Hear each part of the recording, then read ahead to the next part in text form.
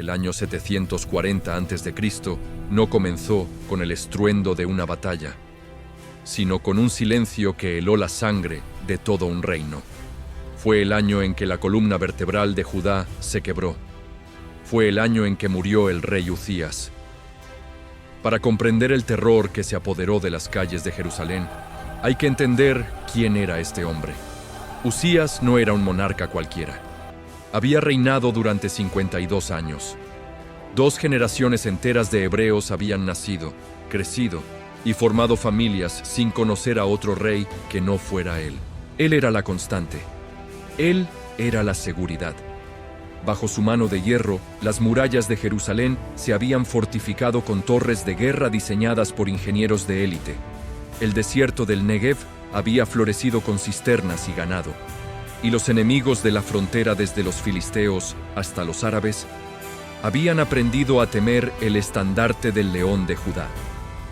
El reino había alcanzado una prosperidad que no se veía desde los días dorados de Salomón. Pero incluso el oro más puro se mancha. Los últimos años del gran rey habían sido una tragedia silenciosa.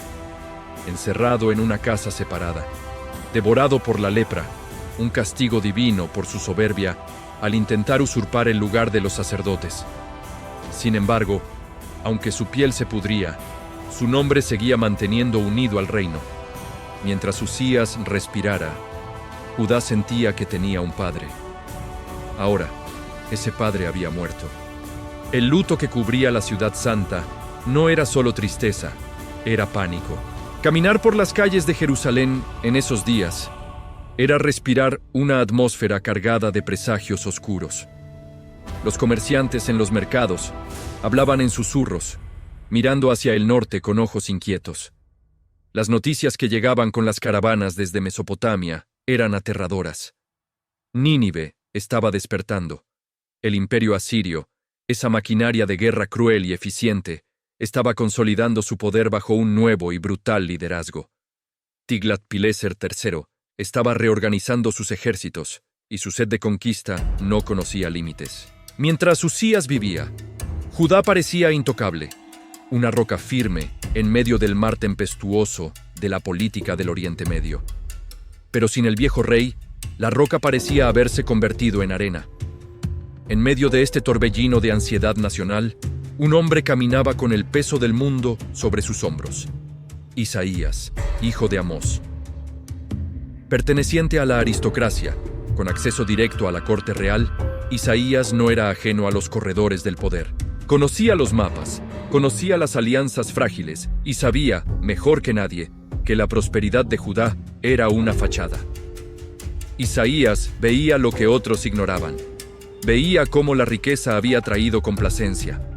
Veía cómo los jueces aceptaban sobornos mientras las viudas lloraban en las puertas de la ciudad.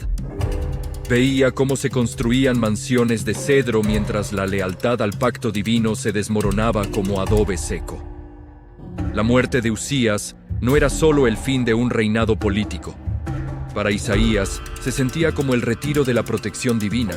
Era como si Dios hubiera quitado su mano del timón, dejando a la nación a la deriva hacia los arrecifes. El profeta sentía una soledad abrumadora. El trono terrenal, ese asiento de marfil y oro desde donde se dictaban las leyes y se aseguraba el orden, estaba vacío. El hijo de Uzías, Jotam, tomaría el mando, pero la sombra de la incertidumbre era demasiado larga. ¿Quién defendería ahora a la nación? ¿Quién se interpondría entre el pueblo y la tormenta que se avecinaba?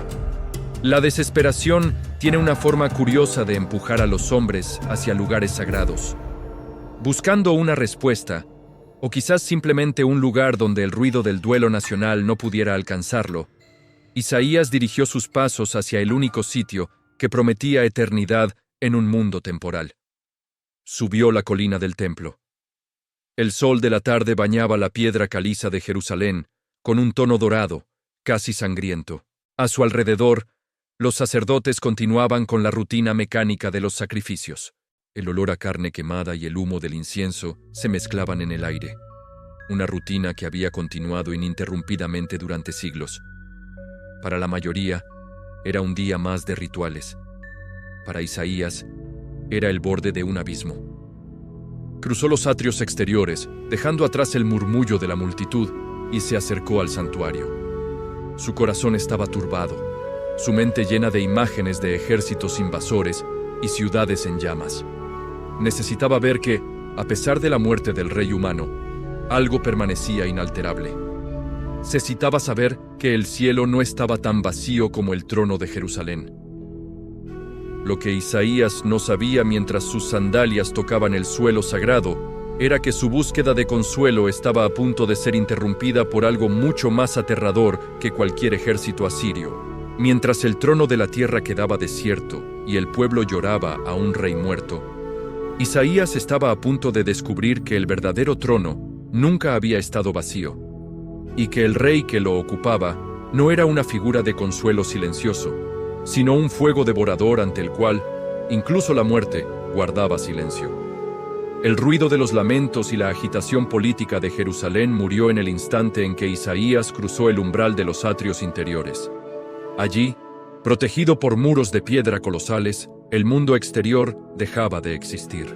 Solo quedaba el sonido rítmico y constante de la adoración, un ciclo que mantenía el pulso espiritual de la nación.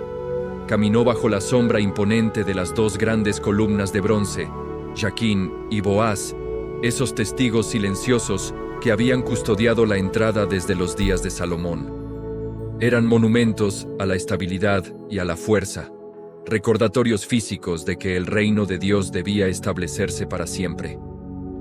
Pero ese día, al pasar junto a ellas, su solidez parecía una burla ante la fragilidad del reino humano que se desmoronaba afuera. El profeta avanzó hacia el lugar santo. La atmósfera allí dentro era densa, pesada, cargada de una mezcla de incienso antiguo y reverencia acumulada por siglos. La luz del sol no penetraba en este recinto.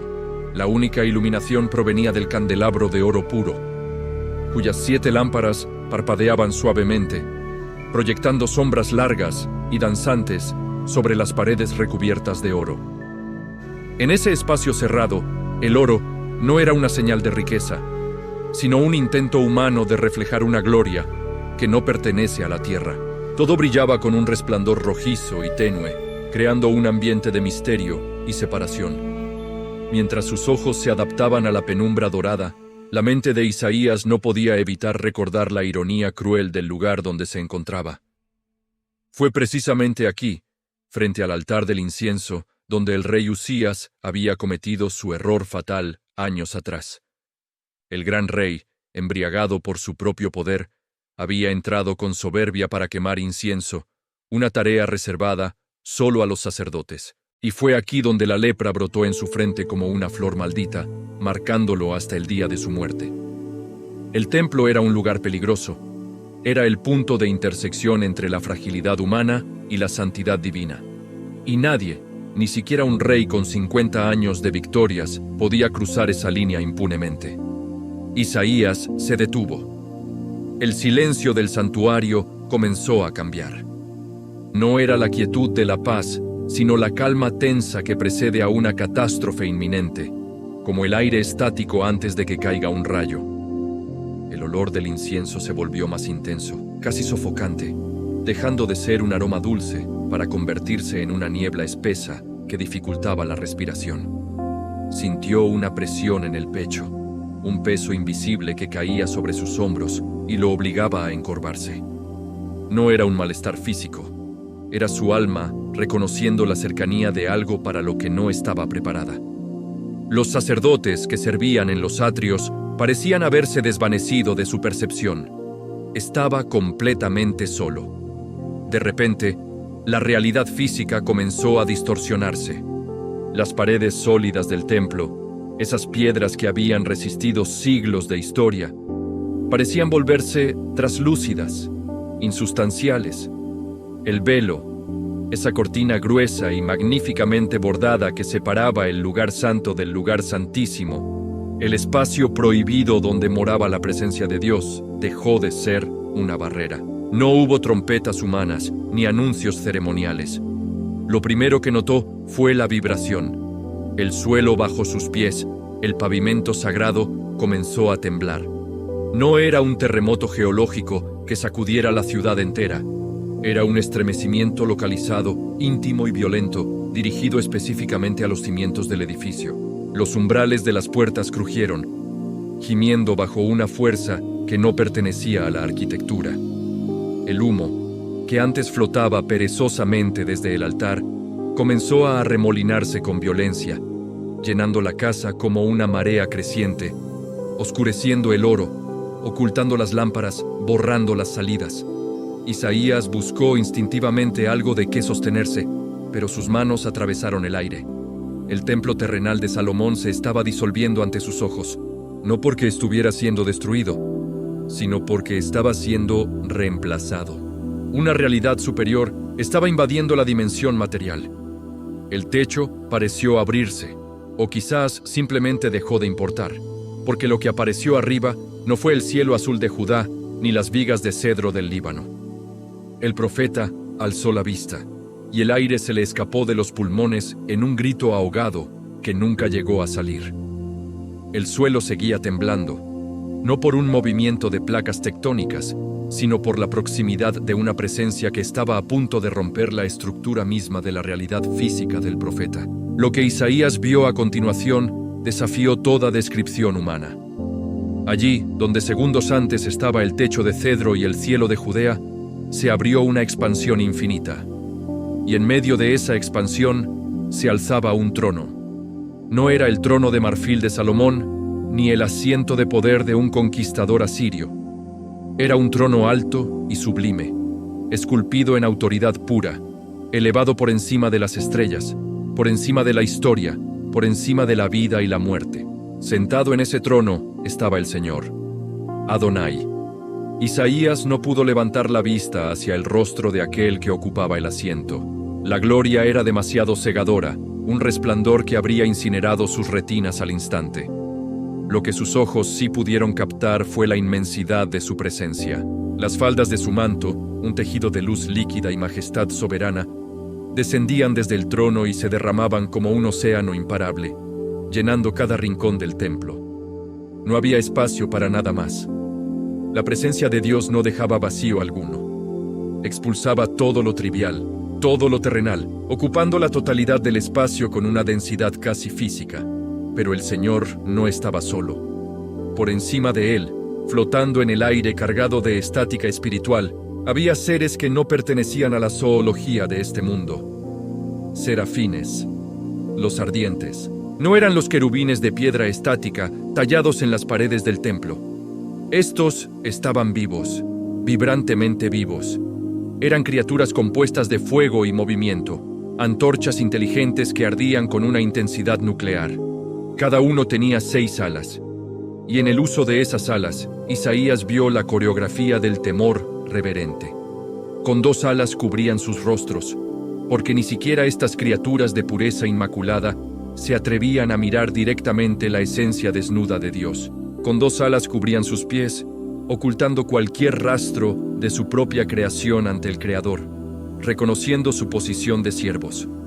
Y con las otras 2 volaban, suspendidos en un estado de alerta perpetua, listos para ejecutar una orden a la velocidad del pensamiento.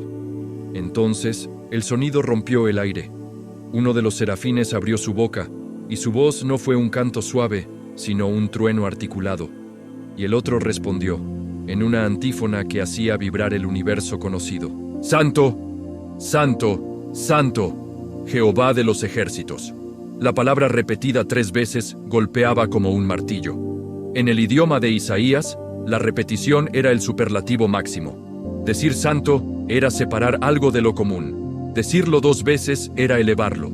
Pero decirlo 3 veces era llevarlo a una categoría de perfección absoluta, infinita, inalcanzable. Declaraban que él era completamente otro, separado del pecado, separado de la creación, separado de la muerte. Toda la tierra está llena de su gloria.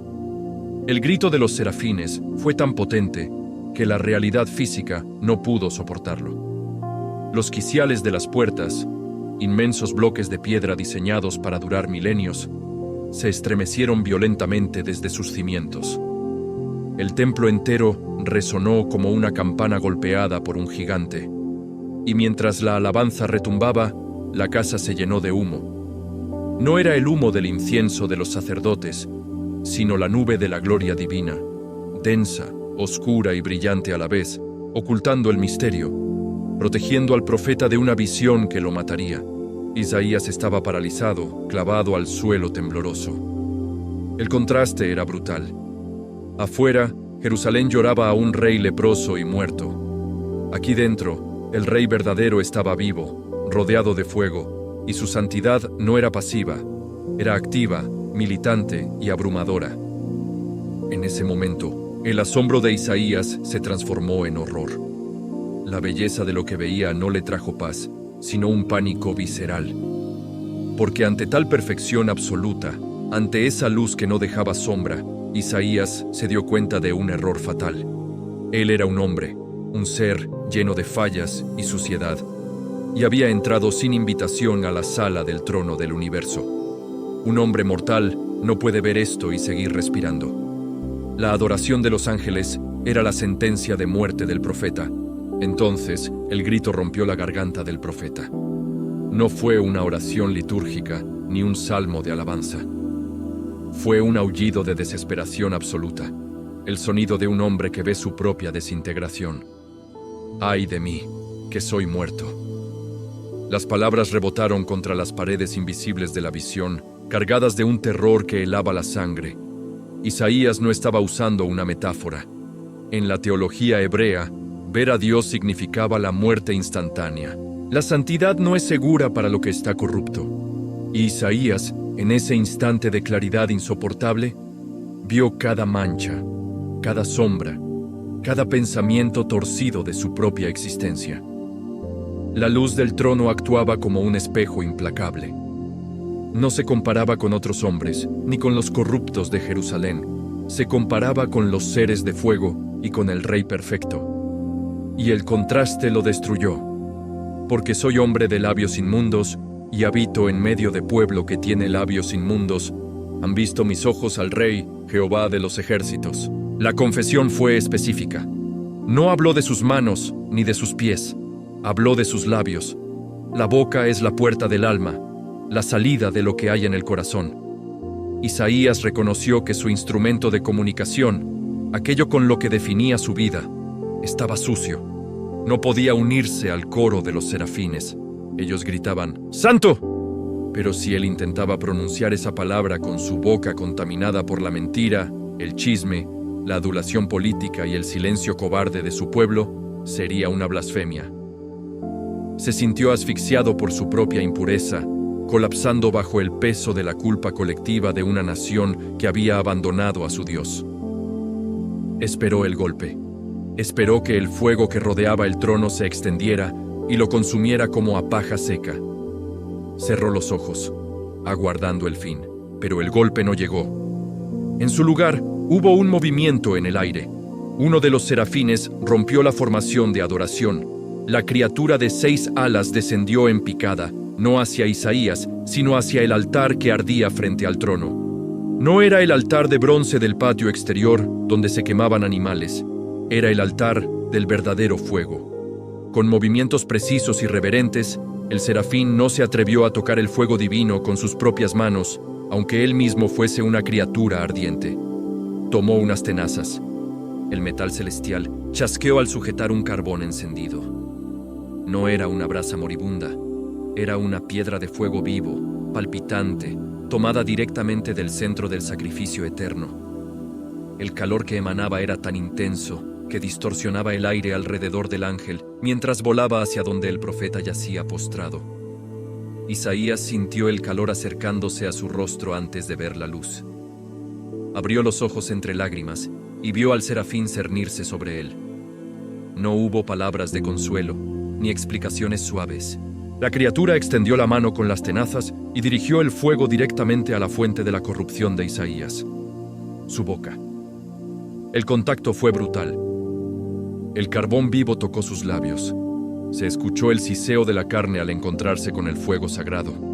El dolor debió ser insoportable, un ardor agudo y penetrante que atravesó los nervios y llegó hasta el centro de su conciencia. Pero en ese dolor no había destrucción, había cirugía. Era una cauterización divina.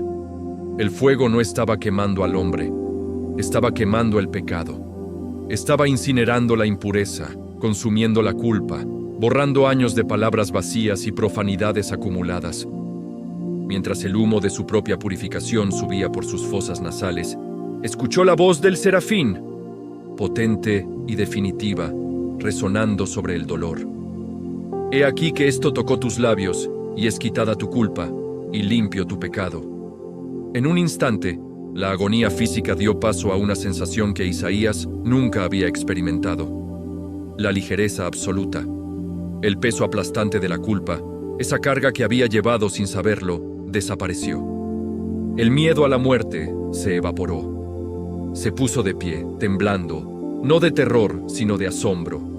Sus labios aún hormigueaban con el recuerdo del fuego, pero ahora eran carne nueva, consagrada, apta para hablar el idioma del cielo. El profeta se tocó la boca. Ya no era el mismo hombre que había entrado al templo minutos antes. El aristócrata judío había muerto en ese altar. Quien respiraba ahora era un instrumento afinado por la mano de Dios. El dolor había cesado, pero ahora que había sido purificado por fuego, el silencio volvió a llenar el templo. Isaías, con los sentidos espirituales completamente abiertos, escuchó una pregunta que flotaba en el humo. Una pregunta que no era una orden, sino una invitación que esperaba una respuesta voluntaria. El cántico de los serafines cesó. El estruendo de los umbrales se detuvo. Por primera vez, desde que la visión había comenzado, hubo un silencio total en la sala del trono. Pero no era un silencio vacío, era un silencio de expectativa. El universo entero parecía contener la respiración, esperando. Entonces, Isaías escuchó la voz. No venía de un ángel. Venía del centro mismo de la gloria, del trono. No era una voz que se escuchara simplemente con los oídos. Era una resonancia que vibraba en la médula de los huesos, profunda, antigua y llena de una autoridad tranquila pero absoluta. Lo extraño era que la voz no le daba una orden directa. No le decía, tú, ve. Dios no estaba reclutando a un esclavo a la fuerza. Dios estaba buscando un voluntario en el Consejo Celestial. ¿A quién enviaré? ¿Y quién irá por nosotros?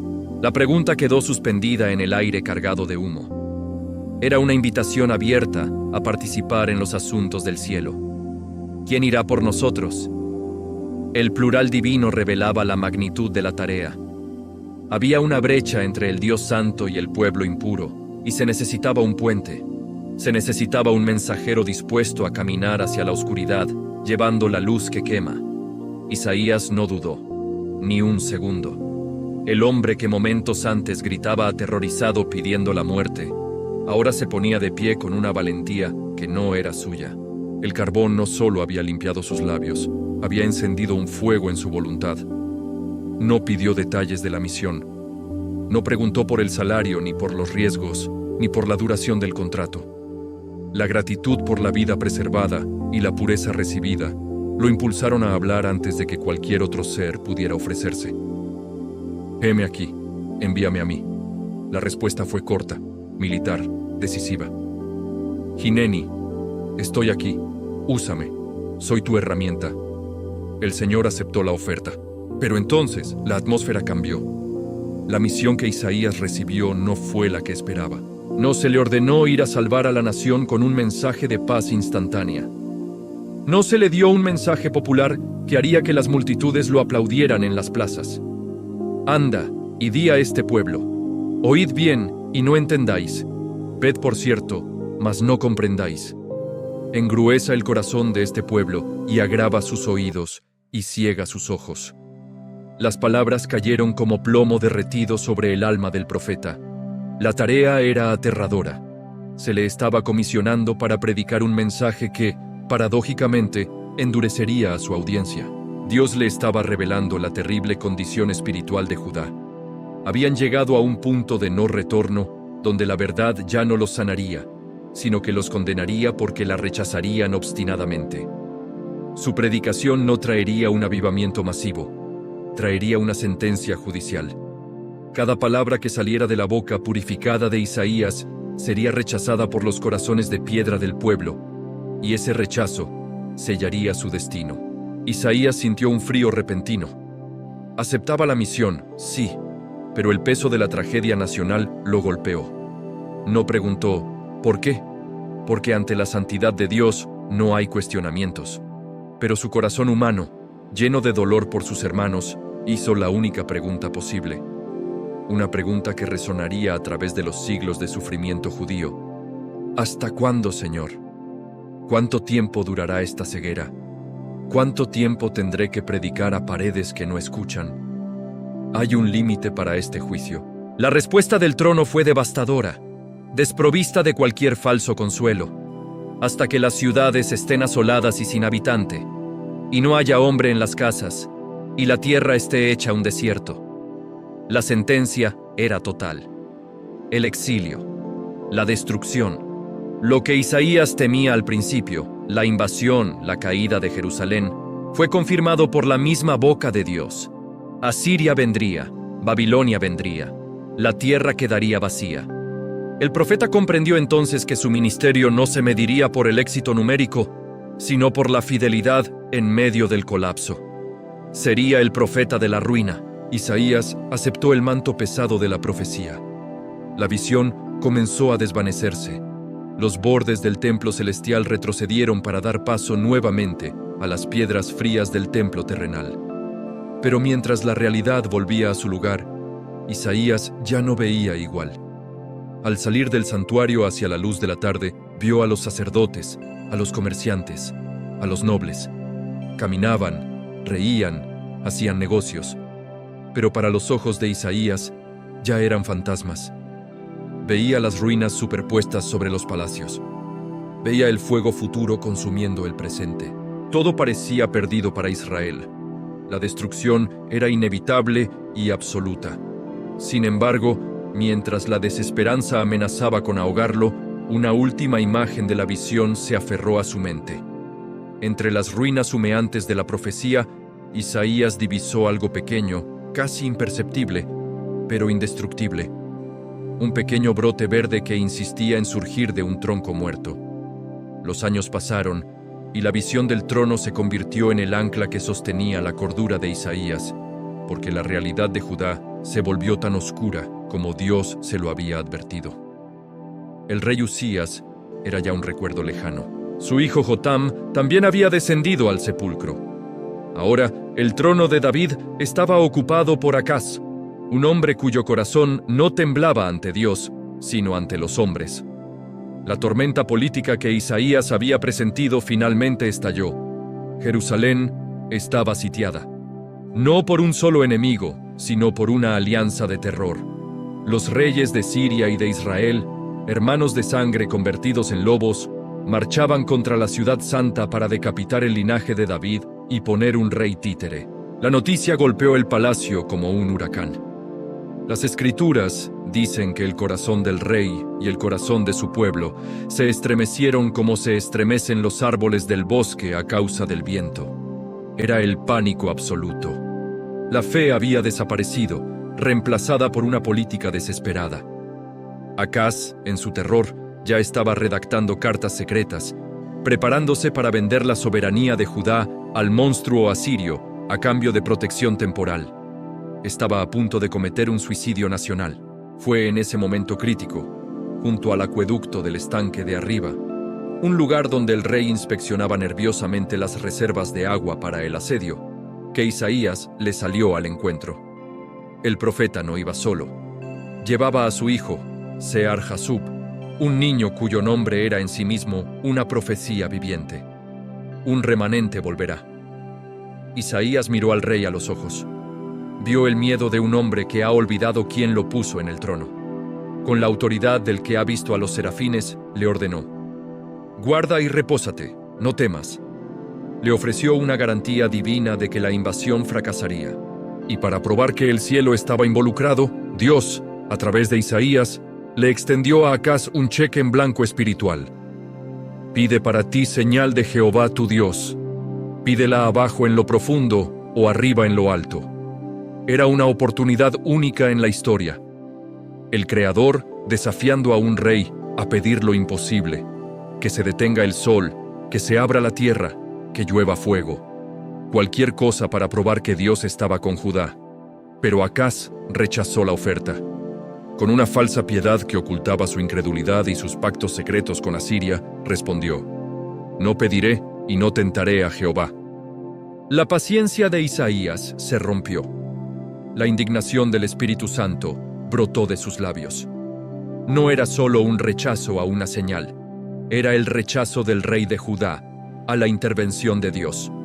Acaz prefería confiar en los carros de guerra de los paganos que en el brazo del Todopoderoso. Entonces Isaías, levantando la voz sobre el ruido del viento y el miedo de la corte, pronunció las palabras que atravesarían el tiempo, palabras que no eran para Acaz ni para ese siglo, sino para la eternidad. Ya que el rey no quería una señal, el Señor mismo daría una. Una señal que no sería un trueno ni un terremoto, sino algo mucho más desconcertante y milagroso. He aquí que la Virgen concebirá y dará a luz un hijo, y llamará su nombre Emmanuel. El aire pareció detenerse de nuevo. Emmanuel, Dios con nosotros. En medio de la inminente guerra, en medio de la traición de un rey malvado y la decadencia de una nación ciega, Isaías vio el futuro. Sus ojos proféticos, purificados por aquel carbón, penetraron la niebla de los siglos. Vio que la salvación no vendría a través de ejércitos, ni de estrategias políticas, ni de un rey en un trono terrenal. Vendría a través de un nacimiento imposible. Isaías se convirtió en ese instante en el quinto evangelista. Comprendió que el verdadero rey, aquel que él había visto en el templo, descendería a la historia humana. No vendría como un serafín de fuego intocable, sino como un niño vulnerable. Dios con nosotros no era una consigna de batalla, era una descripción literal. La santidad que quemaba, la gloria que hacía temblar los umbrales, se vestiría de carne humana para caminar entre los hombres de labios inmundos sin consumirlos. La profecía quedó flotando, un faro de luz cegadora en medio de la noche política de Judá. Acaz no la entendió. Él siguió con sus planes de guerra y su misión a Asiria. Pero Isaías guardó la revelación. Sabía que, aunque el árbol de David fuera cortado por el hacha del juicio divino, aunque los palacios de Jerusalén ardieran y el pueblo fuera llevado encadenado a Babilonia, la raíz no moriría. El juicio era inevitable, sí. La tierra sería abandonada, como Dios había dicho.